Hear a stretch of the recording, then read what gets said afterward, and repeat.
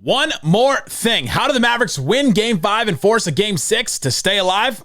We'll tell you right now. I'm here because I have to be. Dallas is going to get a seat at the table. That's it. It's me versus the machine. Don't let his lightness take away from his quickness. You can rest later. You're young. I never recovered beer. Wait. One more thing.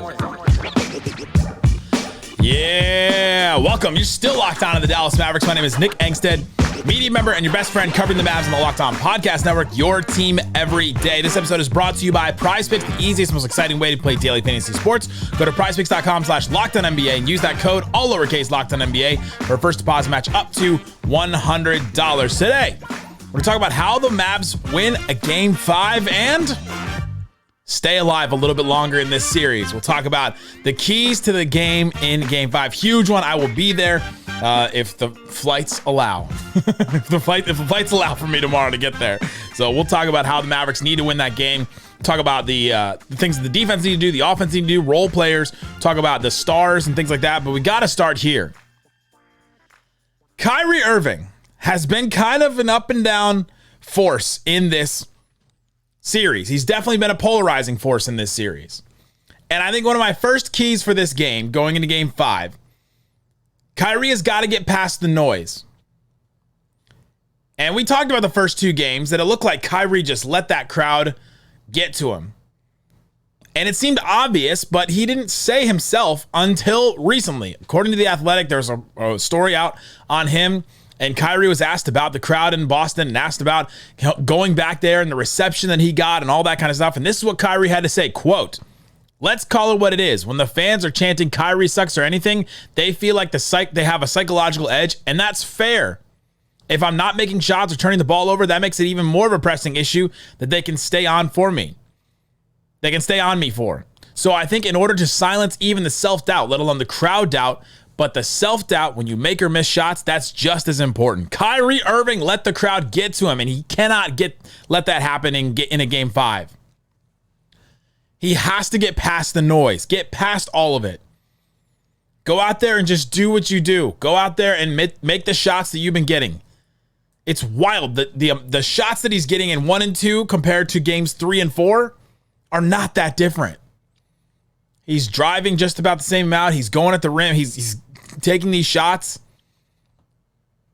And Kyrie didn't even shoot the 3 ball that well in game 4, and the Mavs win. Neither Luka or he shot the ball that well. But man, the shots that he was getting, he did hit his threes in Game 3 at home. Finally broke the 20-point mark and got 35. Only had to score 21 points on really good efficiency, at the rim and in the mid-range in Game 4 to get that win. But the first couple games, it was brutal trying to see Kyrie Irving miss a bunch of shots that he just normally hits. And I don't think it's about getting him open and doing all this and running plays for him and all that. Like, he's just got to get past the noise. And I think that's my first key for this game is he's going back now to Boston where they're going to chant Kyrie sucks or anything. And Kyrie said they feel like they have a psychological edge, and that's fair. Well, here we go again. They're going to do it again. And hey, with a chance to win an NBA title, do you think that Boston crowd is going to be hyped up? Especially if any of them were there in Game 4, spent all that money to go to Dallas to try and see their team close it out. They couldn't. They get destroyed. It was a 48-point game at one point. I think that crowd's going to come out for blood. But on the other hand, if Kyrie does get past the noise, and all of a sudden the Mavs are in pole position in this game, couldn't all of a sudden you hear the crowd like, are we about to blow this? Like, we don't want to be the first team to do this. Probably not. They'll probably be really confident. But I think for Kyrie, one of the big things, get past the noise. Get past it. It's between the ears for Kyrie. I don't think it's about, I don't think that it's about how to get him open, the shots that he's getting, all that kind of stuff. You can disagree. You can say he needs to take these kind of shots or do this. He's doing the same stuff. He's doing the same stuff. Now he was more aggressive in Game 3. He took 28 shots. That was wild, the amount of shots that he took. 10 more shots than he took in Game 2 and 9 more shots than he took in Game 1. But he's got to be the Kyrie that we've seen all season. Next one for me. Luka has to keep up the energy and the focus. It's a little between the ears for Luka too. These are the two of the most talented players in the NBA. And the Celtics have done a good job defending them, but to me, it's between the ears for both of them. For Kyrie, it's get past the noise. For Luka, keep up the energy and the focus. Luka was asked this question after game 4. And he said he was asked, over the past 4 games, what's the biggest thing you've learned about yourself and what it's going to take to win on this stage? And he thought for a moment. He sat there and he thought for a second. And he said, I need a recovery beer. No, he didn't say that. But the feeling of it was there because he said, I don't really have an answer for what I've learned about myself. Come back to me tomorrow and ask that question. But he said about what it's going to take to win on this stage. He said, quote, it's going to take everything. It's going to take energy, especially energy, because it's late in the season. We played a lot of games. We've got to stay together and lock in. Got to stay together, and he's got to bring that energy. Now he knows the amount of energy it's going to take. And he only had to play 3 quarters. He only really had to play 3 quarters in game 4, but he knows what it takes to get a lead like that, to keep it, to play the defense the Mavericks need. Luka knows what it takes now, and he's got to keep that up. You look at Luka's stats, and it's kind of wild going through Luka's stats in these games, just the counting stats. Just looking at the stats that he has, and I tweeted them. 30 points, 10 boards, 2 steals in game 1. 32 points, 11 rebounds, 11 assists, 4 steals in game 2. 27, 6, and 6 in game 3, which is a game we didn't think he played that well in, defensively even. 29, 5, and 5 with 3 steals in game 4, and I thought he was much better. For Luka, it's not about the counting stats necessarily. It's not about the amount of points. For Kyrie, it's a little bit more about that because it's about results for him. But for Luka, it's more about what he brings defensively to keep this thing together. It's about how he's attacking. It's about the efficiency. He's only shooting 25% from 3. He was kind of screwing around at the end of his time in game 4. He was trying to just hit some threes, so he just threw a couple up. But still, I mean, he has not shot the 3 ball well. Missed all 8 of his shots in game 4. 1 of 7 in game 5. He did go 4 of 9 in game 2, and he went 4 of 12 in game 1, which is okay. But we haven't really seen a Luka drill a bunch of threes game. Maybe this is the one. But I think it's because it takes so much energy and focus to beat this Celtics team on the defensive end. There was a whole compilation somebody posted on Twitter. I retweeted it. Go at Nick Van Exit and go scroll back through and find the compilation of all of Luka's great defensive plays against the Celtics in game 4. Stephen No tweeted this out. He writes for the Sporting News. And it's a whole compilation of Luka staying in front of his man, taking some contact, staying in front of him defensively, and just giving the Mavs a chance, giving the Mavs defense a chance. That's all they need. They don't need him to lock down. What Jason Kidd was saying the other day, people want him to be a lockdown defender. I don't think that's true. Just want to give the Mavs defense a chance behind him. Just give it a chance. And now Luka knows the amount of energy and the amount of focus it's going to take to get a win in game 5, to force a game 6. Coming up, what do the Stars need to do together? What do the Mavericks need to do outside of that? We'll talk about all that and more coming up. If you don't believe, you shouldn't be here.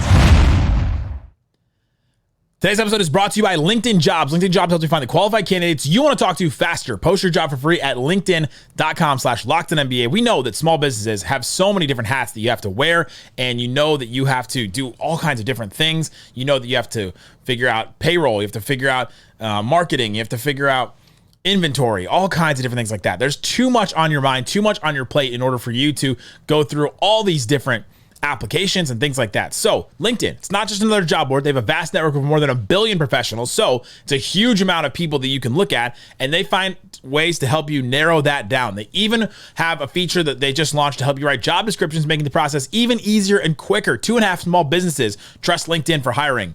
Try it yourself. Post your job for free at linkedin.com/LockedOnNBA. That's linkedin.com/LockedOnNBA to post your job for free. Terms and conditions, they do apply.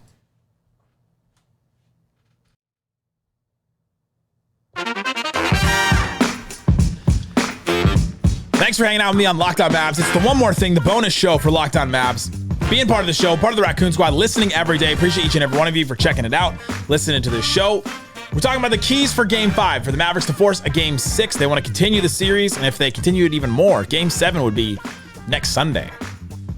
So, could be a fun weekend there. That would be absolutely insane if they forced a Game 7 in this. Talked about what Kyrie needs to do, get past the noise. Luka needs to keep up the energy and focus. And the two together, the stars need to align for those two. What does that mean? All series, before the series, during the series, every game, every post game, every pregame, every one more thing, every episode. What have I said about these two guys? They both need to have a great game to beat the Boston Celtics. Well, here's like a super easy, non-advanced stat showing that exactly. Luka and Kyrie, the first time they shot over 41% from the field at the same time was game 4. Game 1, Luka, 46%, Kyrie, 31%. Game 2, Luka, 57%, Kyrie, 39%. Game 3, Luka, 40%, Kyrie, 46%. Finally, shooting over 41 each, game 4, Luka, 46%, Kyrie, 55%. That's just field goal percentage. They've just both got to be great. Hit shots together. Hit more shots than you miss together. Not even 50%, just over 41% because they haven't done it yet. Until game 4, and they won that one. They've just both got to be great. You've got to put up the shots. You've got to have the efficiency. You've got to be able to create the offense, and they've just got to both be good defensively too. Kyrie, I thought, did some good things defensively in game 3 and 4, especially in 4. Game 4, Luka was much more locked in. He had the energy and the focus. The focus for Luka also goes to the ref conversation. We had that the other day when we heard from Kidd and we heard from Kyrie Irving and their conversations about keeping up with Luka and making sure that he does the things that he needs to and staying focused and all that, not letting it affect his play. Game 4 was also the first game both stars had less than 2 turnovers each. They each had 1. So they've got to control the ball. They've got to hit their shots. It seems so simple, but they need these guys so much. They need these guys to be good so much and so desperately. They're the scheme. They're what makes the offense go. They need those guys in game 5 to both be great, to both shoot the ball well, to not turn it over too much, to be the offense. And then everything else falls into place. That's how this team has worked the whole time. And they don't have that third guy. They don't have that third heat. They don't have that third player that is supposed to come out and be like, all right, I can get you 20 kind of whenever I want. And I'm being held back a little bit because, I'm the third option here. They don't have that guy. They don't have a Michael Porter Jr. They don't have a Jrue Holiday, a Dereck White, a Kristaps Porzingis.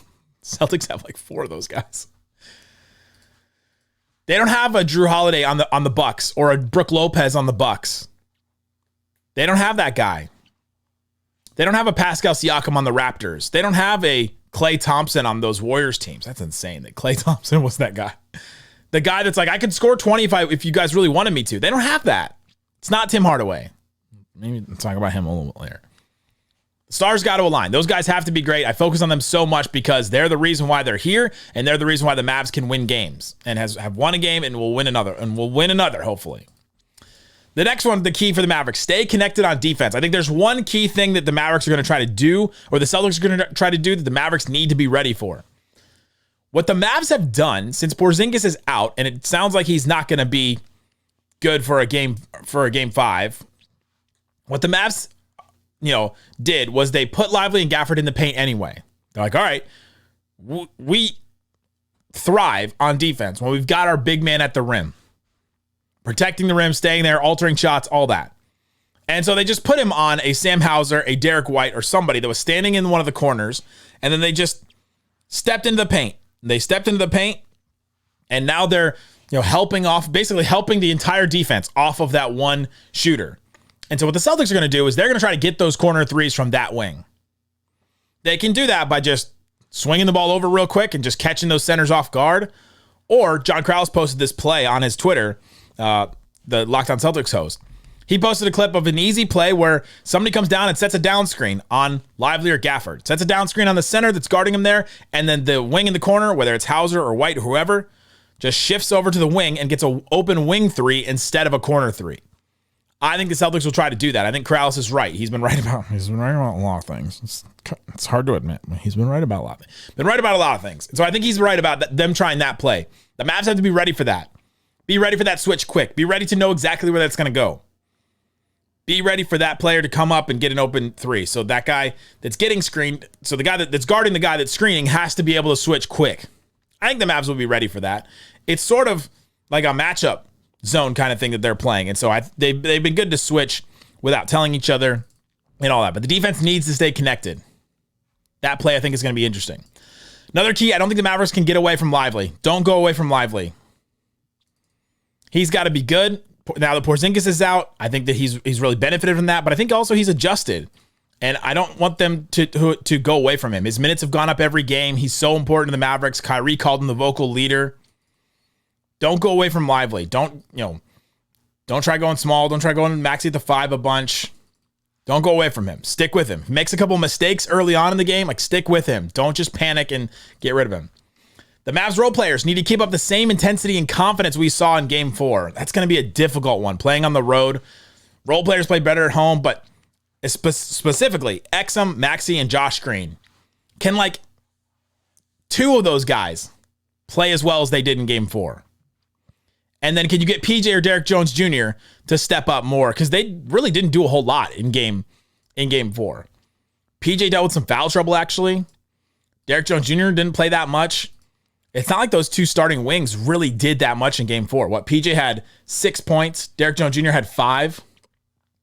PJ played 14 minutes. Derrick Jones Jr. played 17. They both hit 3 threes combined. So they did hit some open shots, so that's good. But they didn't really contribute that much. So if you can get 2 of Exum, Maxey, and Green to play as confidently as they did, they didn't even put up huge numbers. But just Josh, 3 points, 5 rebounds. Dante Exum had 10 points and 2 rebounds and a steal. Maxey hit 1 3, went to the free throw line once, got a rebound, an assist, and a steal. It's you don't need too much. If those stars are on their P's and Q's, if they're the ones that are out there making everything run, you just need a couple of these guys to play confidently, play in your role, play what the Mavs are asking you to do, and then have PJ or Derrick Jones Jr. step up a little bit more than they did in Game 4 even. Role players play with the same intensity and confidence. It's a hard thing to ask, but I think that's one of the things the Mavericks absolutely need. I think those are my keys. Keep attacking is my last one. Just keep attacking the rim. The Mavericks have actually had about the same number of shots at the rim for each of the games. I was convinced in my head that it was going to be much higher. And the percentage was a little higher in Game 4, but I was convinced the Mavs must have attacked the rim a lot more in Game 4 compared to the others. Shots at the rim.